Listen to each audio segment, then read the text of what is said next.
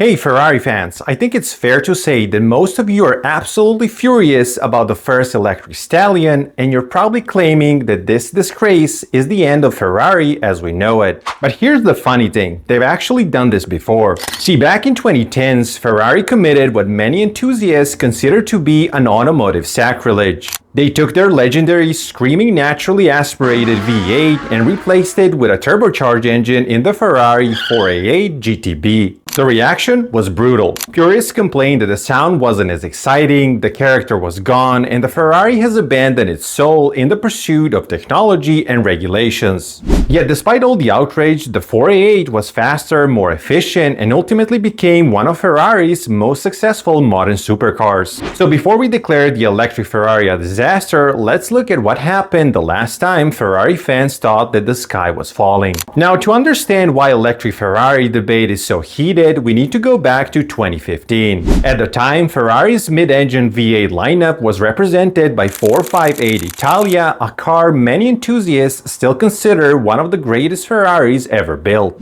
And honestly, it's not hard to see why. The 458 featured a naturally aspirated 4.5-liter V8 that could rev to nearly 9,000 RPM. The sound was absolutely ridiculous. In a spicy way, it screamed, shrieked, and announced its presence to every living creature within several zip codes. For many Ferrari aficionados, that soundtrack wasn't just a feature, it was the Ferrari. Then came the replacement. The Ferrari 488 GTB arrived with a twin turbocharged 3.9-liter V8. Now, turbochargers weren't some strange new technology. After all, Ferrari had used them before, most famously in the legendary F40. But this time was different. See, the 488 wasn't a special limited production supercar, it was the direct successor to one of the most beloved Ferraris ever made. And the internet reacted exactly as you would expect the internet to react. Some enthusiasts argued the car sounded muted compared to the 458, others claimed turbochargers made the power delivery feel less emotional and more clinical.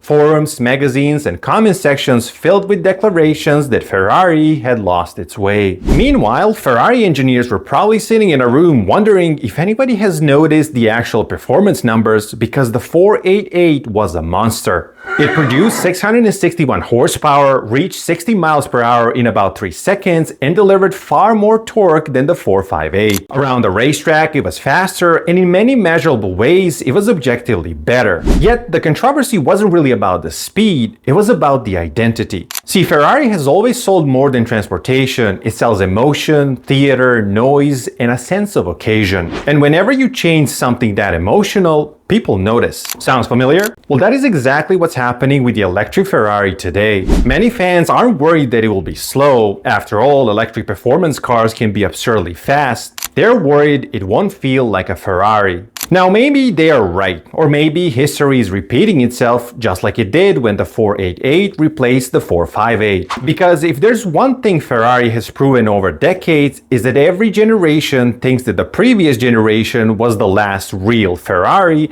and somehow Ferrari keeps surviving anyways. Thanks for watching, and if you want to hear more about cars and their history, consider liking, sharing, and subscribing, because every now and then I say something smart.